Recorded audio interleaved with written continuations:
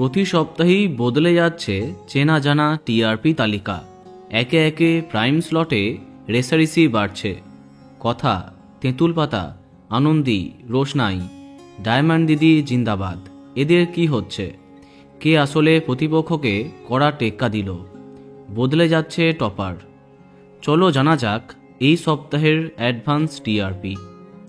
সন্ধে 6টায় তেঁতুল পাতা অপ্রতিরোধ্য। পুবের ময়নার বদলে পরের সপ্তাহে নিম ফুলের মধু কি চমক দেয় সেটাই দেখার অপেক্ষা। সন্ধে 6:30টায় আনন্দী ভালোই জমজমাট হচ্ছে, তবে গীতাকে পরাস্ত করা এখন অসম্ভব।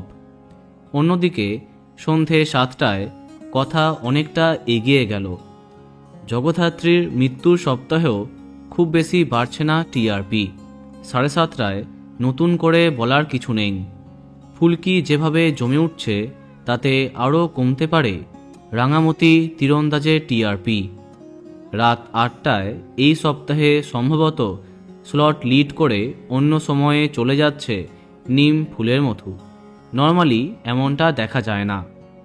8:30টায় দুই প্রতিপক্ষ সমান জমজমাট, তবে সামান্য পার্থক্যে জয়লাভ করতে পারে কোন গোপনে মন ফেসেছে। 9টার সময় ডায়মন্ড দিদি জিন্দাবাদকে আবারও পরাস্ত করছে শুভ বিবাহ।